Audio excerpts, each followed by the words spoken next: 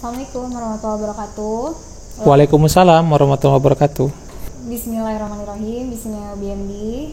Apa kabar teman-teman semua? Sekarang kita lanjut lagi ya ke episode keempat dalam series kurikulum belajar Islam ini, dan insya Allah ini jadi episode yang terakhir.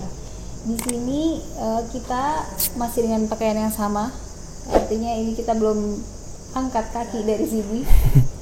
Jadi kita mau ngebahas tentang makna kembali ke Quran dan Sunnah. Oke. Ya, jadi sebenarnya ini berhubungan sama episode sebelumnya, yaitu tentang perbedaan pendapat. Kita udah tahu bahwa kita harus menghargai perbedaan pendapat saat belajar Islam. Nah, tapi ada lagi-lagi narasi ini, aku bahasnya pakai narasi yang sering aku dengar, bahwa kita harus kembali ke Al-Quran dan Sunnah kalau misalnya ada perbedaan pendapat. Nah, kadang-kadang juga ada tambahannya nih. Tambahannya itu dia bilang bahwa kita harus kembali ke Al-Quran dan Sunnah. Jangan ikutin ulama, jangan ikuti imam, tapi kembalilah ke Al-Quran dan Sunnah. Nah, itu kalau menurut aku pribadi, aku memahaminya agak bingung ya. Menurut aku itu agak paradoks. Karena kita kan harus kembali ke Al-Quran dan Sunnah, oke. Tapi kembali ke Al-Quran dan Sunnah itu kan harus lewat ulama.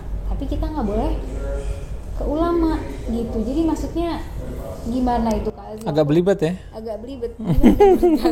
Coba jelaskan sebenarnya apa sih makna kembali ke Al-Quran dan Sunnah. Jadi gini, kita hidup dengan pedoman Quran dan Sunnah itu wajib.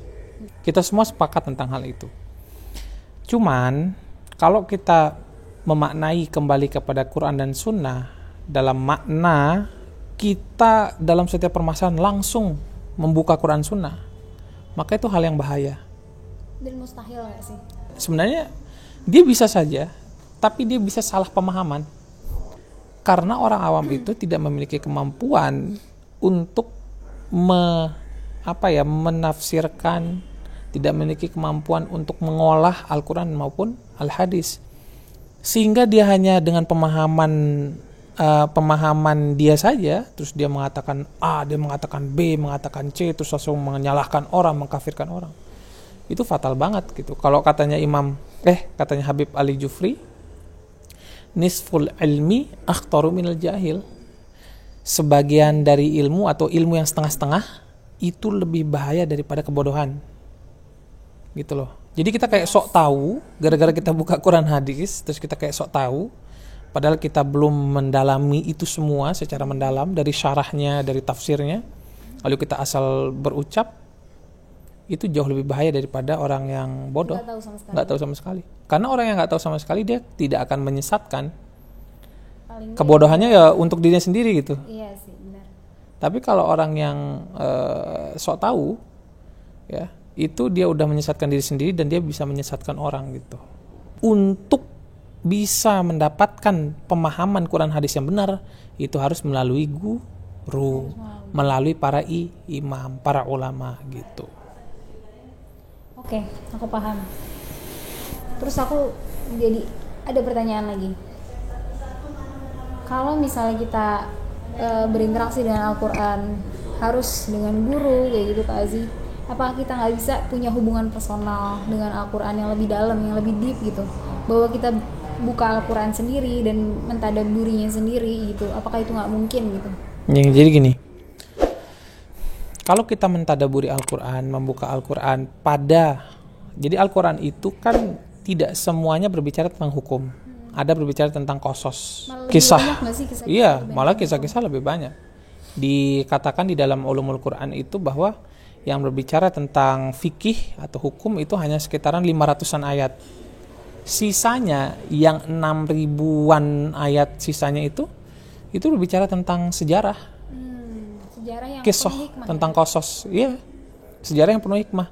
Nah, kita sebagai orang yang awam gitu, yang paling bijak dan paling tepat adalah kalau kita mau memiliki hubungan khusus dengan Al-Quran, kita lebih ke arah hikmah-hikmah dari qasas ataupun kisah-kisah itu. Berarti harus kita kembali ke Al-Quran dan Sunnah, lagi-lagi lewat ulama, ya? Ya, wajib lewat ulama. Nah, ini sebenarnya sejalan sama yang waktu itu Kak Aziz pernah jelasin ke aku ya Kak, bahwa umat Islam itu bisa dibagi menjadi dua golongan, yaitu golongan muqallid sama golongan mujtahid. Nah, golongan muqallid itu Kak Aziz bilang bahwa itu adalah golongan orang-orang yang bertaklid. Nah, tunggu dulu, kita coba bahas golongan yang satunya, yaitu golongan mujtahid. Mujtahid adalah orang yang berijtihad, dia punya kredibilitas untuk berijtihad.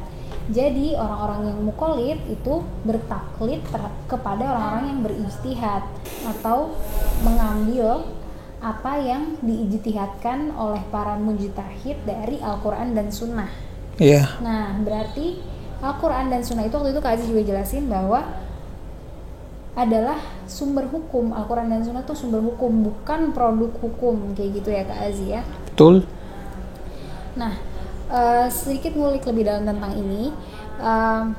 Jadi mujtahid itu Kak Aziz, apakah semua ustadz bisa disebut mujtahid? Ya, jadi gini, untuk kita persingkat dari apa yang Ririn sampaikan tadi, intinya adalah bahwa ketika kita kembali kepada Quran dan hadis, ya, Quran dan Sunnah, itu ada dua tipe manusia. Yang pertama, orang yang bisa langsung berinteraksi dengan Quran hadis, yaitu para ulama-ulama mujtahid, ya, yang bisa berijtihad, maka itu masuk dalam golongan mujtahid. Sedangkan kita orang awam yang belum mampu untuk kembali ke Quran dan Sunnah secara langsung, maka kita masuk dalam golongan muqallid. Muqallid itu artinya kita mengikuti pendapat orang yang sudah kredibel untuk melakukan ijtihad. Jadi kita mengikuti pendapat para ulama. Karena kalau kita langsung ke Quran dan Sunnah, kita bisa salah paham gitu loh tentang maknanya. Kalau kita ngikutin pendapat ulama, ya udah itu yang namanya hasil ijtihad. Kalau bener dua, kalau salah satu. Gitu. Jadi ngapain sih kita nyusahin diri gitu loh? Kalau kita tahu diri kita belum mampu, ya udah kita ngikutin pendapat ulama aja gitu. Oke, paham. Nah, terus tadi Kak Aziz, apakah semua ustadz itu bisa dibilang mujtahid atau hanya golongan tertentu aja? Apakah semua ustadz bisa dikatakan mujtahid? Tidak. Karena mujtahid itu orang yang sudah tidak hanya menguasai ilmu agama, tapi lebih dalam daripada itu. Dia menguasai ilmu alat. Ada yang disebut dengan ilmu alat. Jadi ilmu alat ini artinya adalah alat yang dipakai untuk mengolah Al-Quran maupun hadis menjadi produk hukum. Sumber hukum diolah menjadi produk hukum. Baik itu dari segi bahasa, balaghah, ya, terus dari segi tafsir, dari segi ulumul Quran, ya, terus dari segi apalagi hadis, ulumul hadis, jahr wa ta'dil, fikih, usul fiqh, ya, terus dari segi ilmu bayan, ilmu ya tentang bahasa lah, balaghah. Pokoknya kompleks banget. Ya, kompleks. Ketika dia sudah menguasai itu, dia bisa mengolah hukum, sumber hukum menjadi produk hukum. Ya kalau kita orang-orang awam, ya jangan coba-coba. Contoh ya, orang yang coba-coba itu contoh orang yang coba-coba itu ada sebagian orang, ya, ada ulama yang hadir di sekitaran abad 20, ya. Artinya itu kan udah berapa abad sebelum munculnya Islam, 13 abad sebelum munculnya Islam kan? Setelah maksudnya 13 abad setelah munculnya Islam kan? Dia menafsirkan firman Allah, wa man lam yahkum bima anzalallah faulaika humul kafirun. Barang siapa yang tidak berhukum dengan hukum Allah, maka dia otomatis kafir. Jadi dia memaknai bahwa kalau ada orang satu saja tidak berhukum dengan hukum Allah, tapi maka orang itu tidak menjalani sesuai dengan apa yang Allah tentukan, maka dia kafir otomatis. Auto kafir lah istilahnya gitu. Itulah sumber atau sebagai landasan utama, ya, kelompok-kelompok separatis, kelompok-kelompok ekstremis kayak ISIS, Al-Qaeda dan sebagainya, sehingga dengan gampang dia ngebunuh orang gitu loh. Itulah ternyata yang kakak maksud orang yang coba-coba itu ya. Iya, orang coba-coba. Jadi dia coba-coba menafsirkan tidak dengan cara yang benar, ya. Tidak kembali kepada penafsiran para ulama, baik itu dari ulama salaf sampai ulama kontemporer. Dari salaf nih ya, dari ulama salaf, tafsir-tafsir yang salaf dari tafsir Tobari, tafsir Ibnu Katsir, terus yang agak ke bawah lagi, yang agak kekinian lagi tafsir Fakhrur Razi, terus kekinian lagi yang paling kontemporer tafsir Al-Munir karangannya Dr. Wahbah Zuhaili, ya. Semuanya itu memaknai ayat yang tadi dengan satu makna, yaitu dia tidak berhukum dengan hukum Allah dan ada jahidun atau adanya keingkaran terhadap hukum Allah, kebenaran hukum Allah. Jadi dia mengingkari bahwa hukum Allah itu benar. Baru dia masuk ke dalam kategori kafir. Jadi bukan serta-merta kita ngelihat ada orang tidak berhukum dengan hukum Allah, misalkan dia berhukum dengan, Misalnya apa sih Kak tidak berhukum dengan hukum Allah itu? tidak berhukum dengan hukum Allah, misalkan saja dari segi ibadah. Ya, dari segi ibadah itu juga hukum Allah kan. Misalkan dia tidak Sholat gitu misalnya. ya tidak sholat, tidak serta-merta kita langsung katakan wah Anda auto kafir gitu. Nggak bisa. Ya bagi golongan yang coba-coba itu dia auto kafir. Dia auto kafir gitu. Tapi kalau menurut penafsiran yang benar yang dari dulu sampai sekarang itu sejalan semuanya. Selama dia masih ada Selama akidah, dia masih meyakini bahwa yang dilakukan itu. iya, selama dia gini, selama dia masih di dalam dadanya ada rukun iman, dia masih meyakini rukun Islam itu benar, Iya. bahwa sholat itu wajib, tapi dia nggak ngerjain aja gitu, Iya.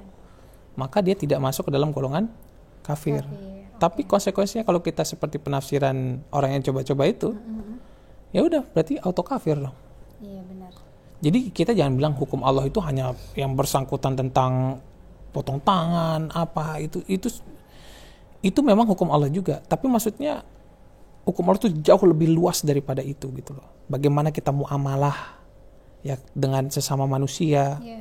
sesama seagama atau yang tidak seagama, itu semua adalah hukum Allah juga gitu loh. Oke.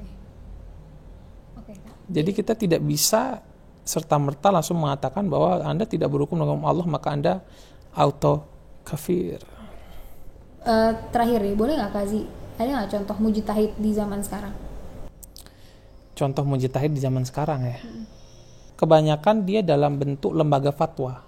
Oh, jadi dari sekian banyak kepala gitu ya Kak ya? Ya, dari sekian banyak kepala dia merumuskan secara berbarengan, sehingga kan kalau dia secara barengan menghasilkan ijma gitu, la tajtami'u ummati 'ala dhalalah gitu kan, bahwa ijma umatku itu tidak akan sesat.